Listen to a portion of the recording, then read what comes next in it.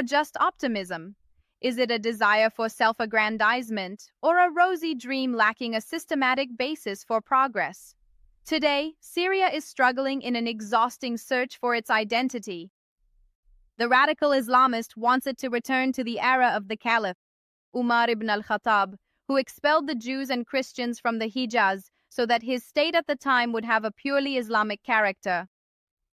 This extremist takes pride in the fact that Ahmad al-Shara does not shake hands with women and demands that he prevent the mixing of the sexes in schools and universities, and even at border crossings, going as far as banning adornment and makeup for female employees in government offices, which has already happened in some cities and provinces. It is expected that in the future, these people will demand the imposition of the burqa on all women, for in their eyes, Syria is war booty, and its people, in their view, were liberated by their efforts alone, and today they are its masters. Therefore, their sole slogan was, "He who liberates, decides." As for those who protest their rhetoric, let them leave for a country that accepts their rhetoric. On the other hand, secularists and moderate Muslims see in the rhetoric of radical Islamists a double standard that does not stand up to logic. Times have changed, and societies cannot develop while restricting women's freedoms, besieging the arts, stifling literature, and confiscating the public sphere. And what the authorities are practicing, in their view, is nothing but a systematic policy to dwarf society and reshape it to suit a single group that represents a social minority. Yet it claims to speak on behalf of the entire country. As for the non-politicized citizen, they look at both sides and shake their head in silence, as their primary concern is directed towards securing electricity bills and paying taxes, and feeding their hungry children. Greetings to you, this is Syrian News Panorama, where we summarize for you a series of the most prominent Syrian analyses in political, social, and cultural affairs. In the Panorama headlines, why do Muslims love Palestine more than Syria? Syria achieves a financial surplus for the first time since 1990. How did this happen despite the lack of investment and turbulent regional conditions? Christian holidays in Syria after the events of al-Suqaylabiyya. The Code of Professional and Ethical Conduct for Journalists. The New York Times sparks controversy in the Syrian street. Now, the Assad government, father and son, has put the Palestinian cause at the top of its media priorities, long exploiting it to distract Syrians from its administrative failure to develop the country, and its inability to push public institutions toward the standards of true secularism and authentic democracy. As for the Islamists in Syria, led by Ahmed al-Shara, they have tried since coming to power to change some of those concepts. They stated that Syria is an exhausted country and that its priorities should be internal. But when al-Shara was invited to the Arab summit, he spoke at length about the Palestinian cause. And in early April 2026, his security forces allowed unauthorized demonstrations to take place in protest against the decision to execute Palestinian prisoners. And those demonstrations evolved, with the presence of supporters of Issam al-Buwaidani, the former leader in Jaish al-Islam, into a state of chaos. In front of the Emirati embassy, which was later subjected to acts of vandalism that included tearing down its flag and raising the Palestinian flag in its place.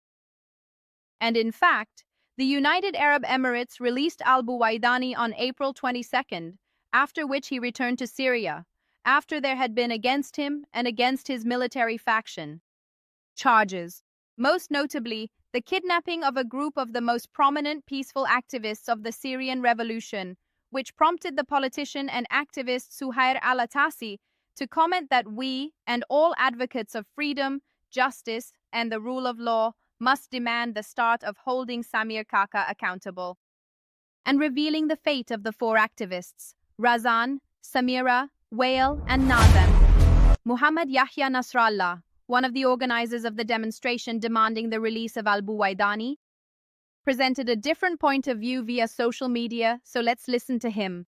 Regarding the attack that took place on the Emirati embassy in Damascus, there is a confusion between the protest demonstration that took place on Thursday, on the date of 1/4 in Damascus, in front of the Emirati embassy, to demand the release of the leader Issam al-Buwaidani, who is detained in the United Arab Emirates, and the demonstration that came out yesterday, Saturday, on the date of 3/4, regarding the issue of the execution of Palestinian prisoners. There are people on social media who are confusing this demonstration and that demonstration. First, the demonstration that took place on Thursday on the date of 1/4 in front of the Emirati embassy was peaceful, civilized, organized, and highly sophisticated. And this is according to the testimony of the brothers from the Ministry of Interior who were present at the embassy gate. As for the rioting that took place yesterday at the Emirati embassy, it was one of the many demonstrations that took place all over Syria in support of the decision to execute Palestinian prisoners. And this matter has nothing to do with the case of our brother, the leader Issam al-Buwaidani, in any way whatsoever. In fact, the concept of demonstrating in Syria is still characterized by a great deal of randomness, especially among political Islam groups. Whenever any chaos occurs, it is often justified as the result of the actions of rogue groups. But the irony is that the spokesperson for the Ministry of Interior, Nur al-Din al-Baba, described some of the people who attacked the Emirati embassy building in Damascus as being linked to the defunct regime. This statement has sparked a wave of ridicule on social media, as critics saw that Ahmed al-Shara's government is making accusations haphazardly, while it could have simply arrested the embassy stormers and presented their testimonies to the media, especially since they did not hide their faces and were in close proximity to public security personnel. As shown in many of the circulating videos, moving away from the atmosphere of the protests, the Syrian Minister of Finance, Mohammed Yasser Banye, announced that total public spending during the year 2025 reached about 379.2 billion new Syrian pounds, which is equivalent to $3.447 billion, an increase of 45.7% compared to the year 2024. He explained that the wages and salaries item accounted for the largest share of spending, at a rate of 41% of total public expenditures. Ministry data also showed that total public revenues during the year 2025 reached about 384.2 billion new Syrian pounds, which is equivalent to $3.493 billion, an increase that reached 120.2% compared to the year 2024. Customs duties accounted for about 39% of total revenues as a result of the improvement in economic activity and the strengthening of anti-corruption measures. According to the ministry, the budget achieved a slight surplus of about 5 billion new Syrian pounds, which is equivalent to $46 million, and it is the first surplus of its kind since the year 1990. This surplus represents about 0.15% of the gross domestic product, which amounts to $30.6 billion for the year 2025, compared to a deficit of 2.7% in the year 2024.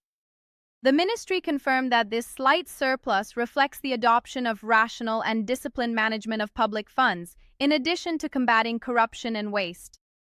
It pointed out that the surplus had reached about $500 million by the end of the third quarter, before gradually declining during the fourth quarter, as a result of the rise in some spending items and the payment of overdue obligations.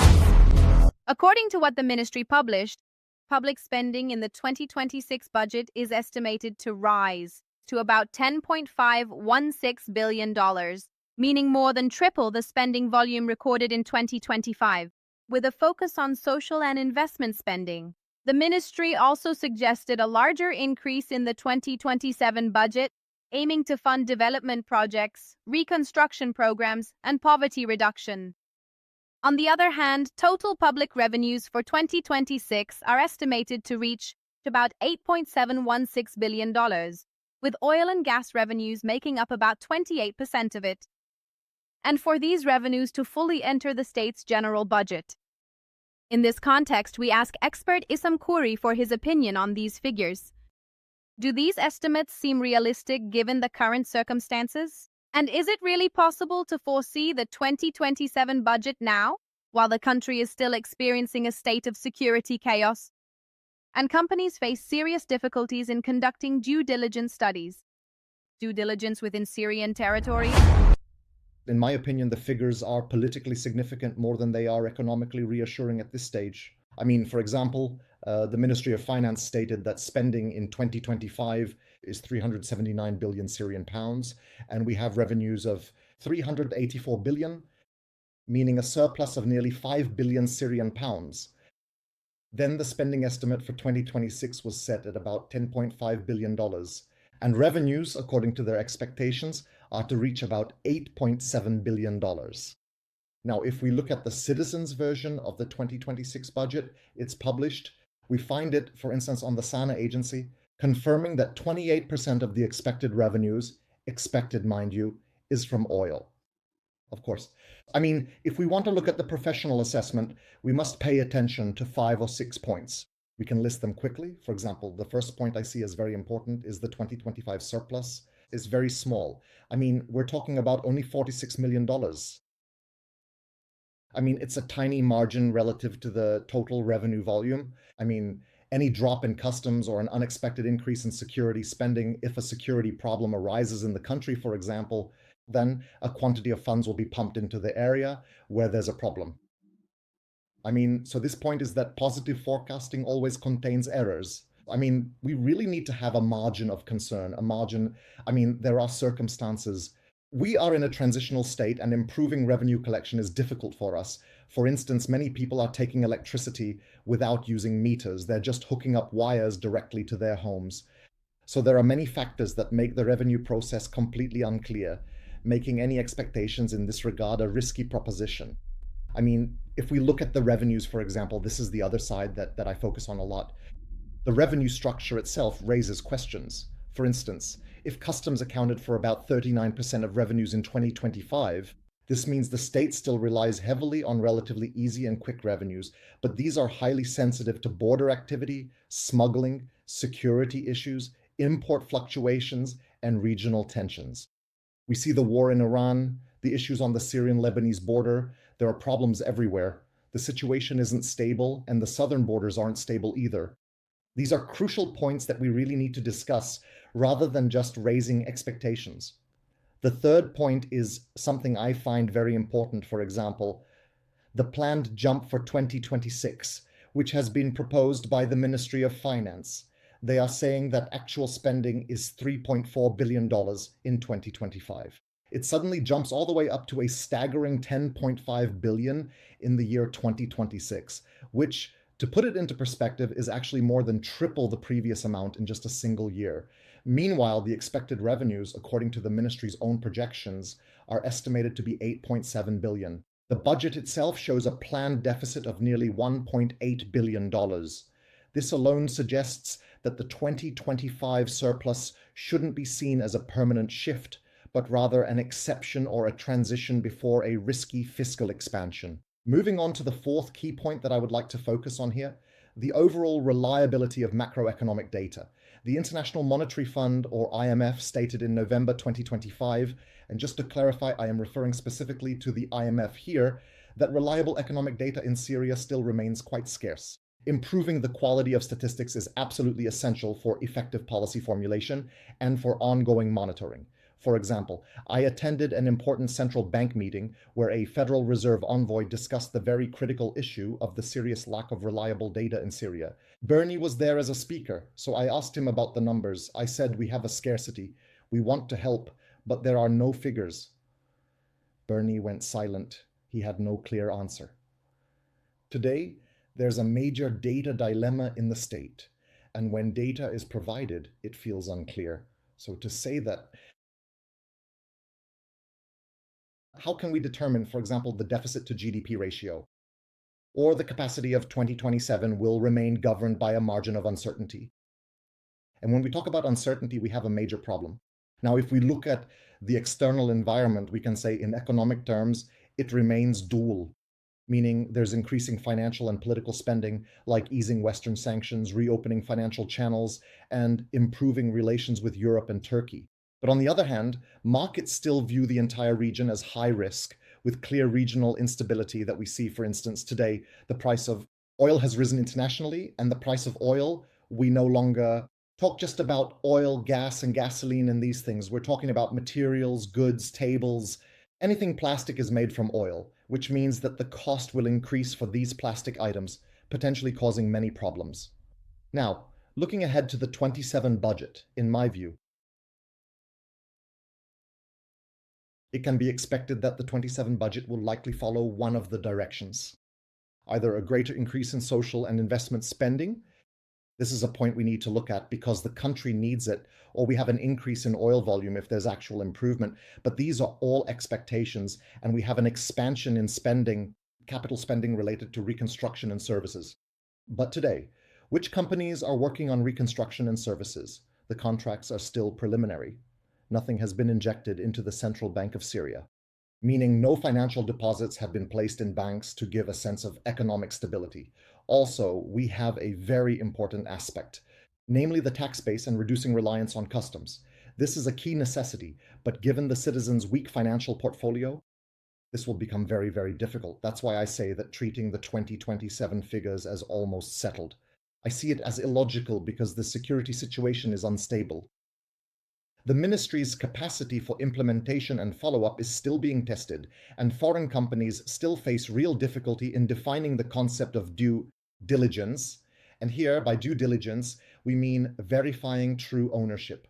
For example, until now, the government says it wants to go back to the real estate located in Turkey to check the records there, to see who the lands belong to, whether they belong to the government or the state. There are many strange things. The Ministry of Awqaf, whether it wants it or not. Also, for example, talking about supply chains. Is there stability for supply chains or others to exist so we can say due diligence is in excellent shape? The record of local partners, the risks of remaining sanctions, and compliance with what we call money laundering because the state's features are still unclear. Additionally to all of this, field security risks are added.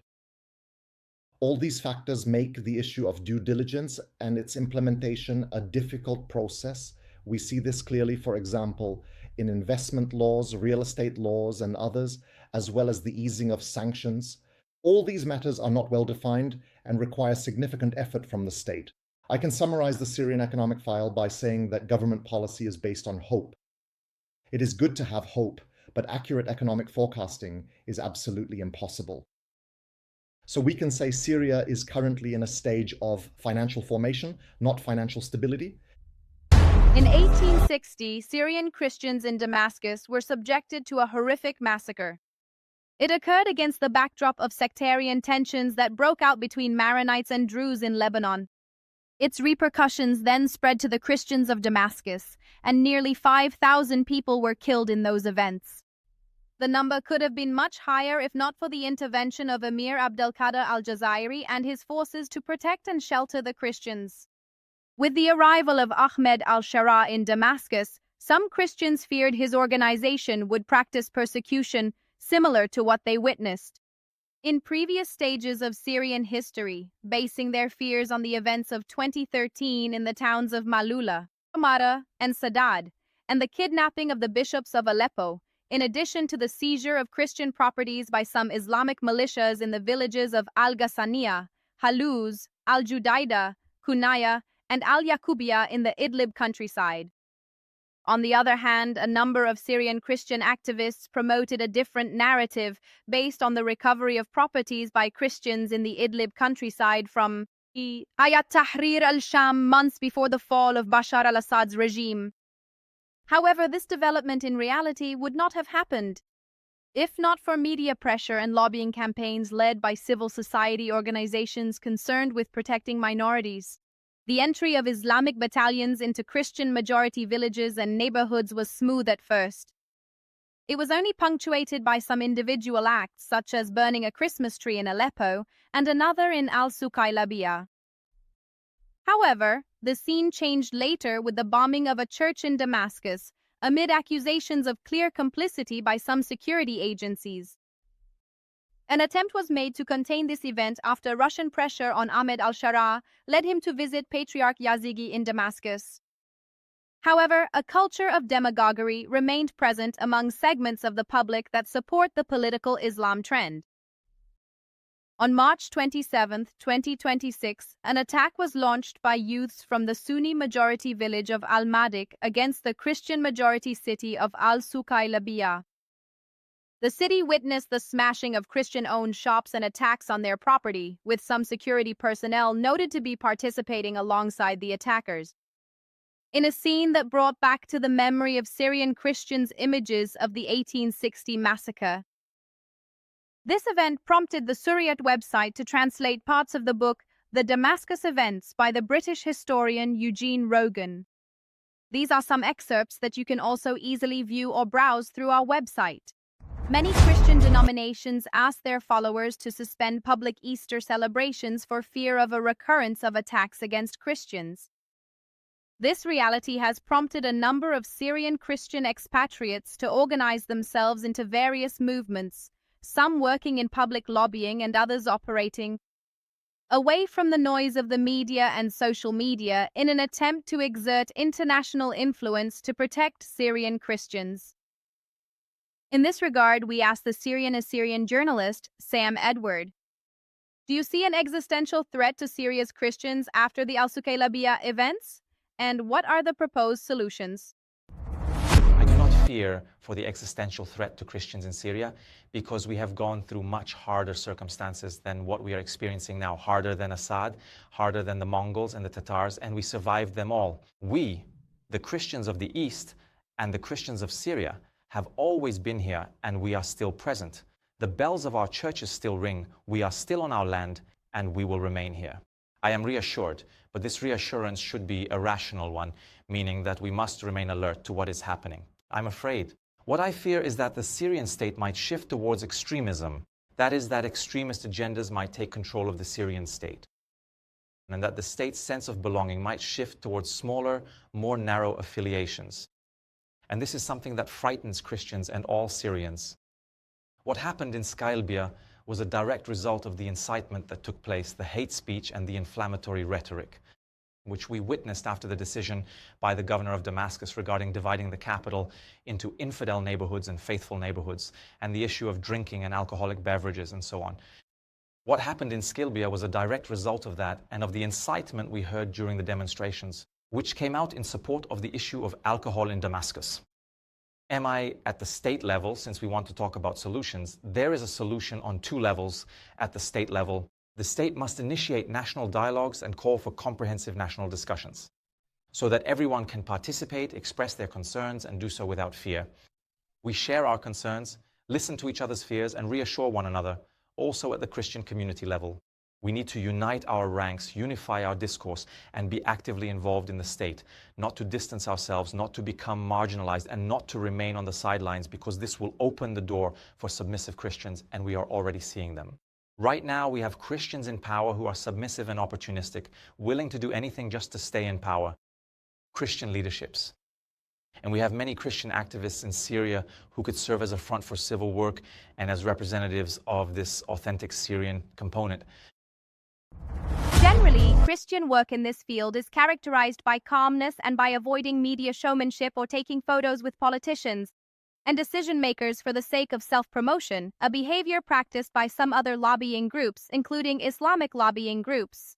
The Minister of Information in the interim government, Hamza al-Mustafa, announced the Code of Professional and Ethical Conduct for the media sector in Syria for the year 2026. This is a professional document launched by the Syrian Ministry of Information on February 15, 2026, under the slogan, Professional Media and Responsible Speech. The code aims to establish rules that regulate journalistic and media work, including both traditional and digital media. The ministry presented it as a national framework to govern media practices and to promote freedom of expression within the bounds of professional responsibility. The code is based on a set of fundamental principles, most notably the commitment to accuracy in reporting news and information, promoting transparency and objectivity in journalistic work, and protecting freedom of expression while preventing its use in a destructive or insightful manner. Establishing the concept of responsible speech in confronting misinformation, populist rhetoric, and societal divisions. Considering the code as a tool for self-regulation that helps reduce violations and disputes that could escalate to the courts. However, the standards of this code have been violated on more than one occasion, most notably during the Law and Justice demonstration. The We Want to Live protest witnessed verbal assaults and physical violence against some of the protesters by supporters of Ahmed al-Shara's government. Among those involved, according to widely circulated testimonies, were government officials dressed in civilian clothing. The most significant violation, however, came from a number of influencers loyal to al-Shara's government, as most of them incited people not to participate in the demonstration. They accused the protesters of treason and, after the sit-in ended, launched a smear campaign against the opposition and those who took part. In this context, we review what journalist Mirella Abu Shanab, one of the participants in the sit-in whose phone was broken by supporters of the interim government, had to say. People thought the person who attacked me, hit me, and broke my phone was the person appearing in the video wearing beige and brown right in front of the camera.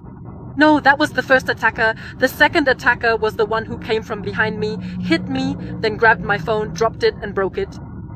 I kept trying to chase him. Every time I tried to catch him, he would hit me again and run away, hit me again and run away. We were standing here, and I was trying to chase him, running through the crowd. Very few people intervened, by the way, and helped me. There was a general security patrol standing nearby, and they definitely saw what happened, but they didn't intervene. They didn't come toward me or try to catch him. I kept struggling, trying to catch him myself to hand him over to that patrol standing over there. I ended up handing him over myself, okay? So I stopped. Some guys stopped and told me they'd put him in the car. A video of that also went viral. In it, I'm arguing with them, asking who will get me justice. I was beaten, insulted, and my phone was broken. I just wanted to see for myself that he was actually in the car. They told me it's not allowed, he's in the car. They said I had to go to the police station now to file a complaint before a patrol could take him. To my lawyer friends, activists, and journalists, to General Security, and to the Ministry of Interior, is it reasonable that after everything that happened, after you saw with your own eyes how I was beaten, insulted, cursed, slandered, accused of treason, assaulted, and had my phone broken right in front of you, I'm still expected to go to the station to file a complaint against him? Just so you can take him?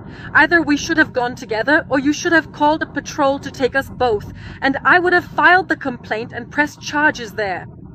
But this person should have been arrested and detained first, then I'd file the case. There's a public right involved here. Even if I don't file a personal claim, the law should still act. That's the first point. His face wasn't identified, because no one filmed him, and my phone was already broken by then, so that's the first point.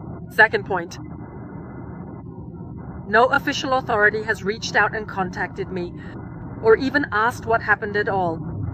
No support, no apology, nothing at all.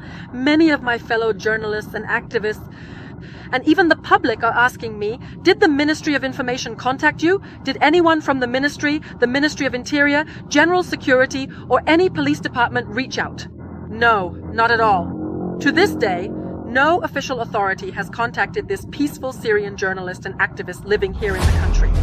The New York Times sparked a wide debate in Syria after publishing its article titled "Billionaires, Syrians Who Needed a Favor in Washington, so they used Trump's name."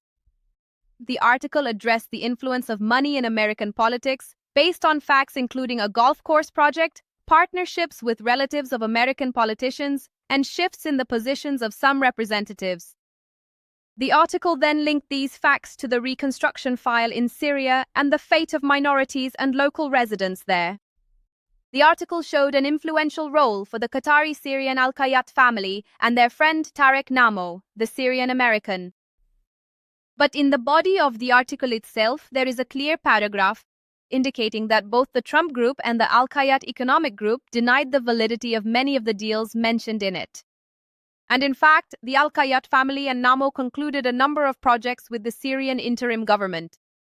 However, the terms of these deals were not published to the public, which makes it difficult to assess the extent of their benefit to the Syrian government or to know their real impact on citizens. If those projects are implemented, the dilemma is that these core points were not raised seriously in the street or the Syrian media, as the Syrian media seemed preoccupied with the culture of rumors after dozens of photos targeting Tarek Namo were spread. While Namo clarified that some of those photos were forged, the name of Mohammed Hamsho, the uncle of the Al-Qayyat family, also returned to the forefront, known for being the favorite economic arm of Maher al-Assad. And it is said that he is in Damascus today and enjoys protection from security elements in the interim government. And this opens the door to questioning the ability of Syrian capital to recycle itself. moving from the circle of the Assad family to the circle of the Shara family. And the most important question here is the rule in Syria transforming from a nationalist military dictatorship to a radical Islamic dictatorship? Let's see what the days hold.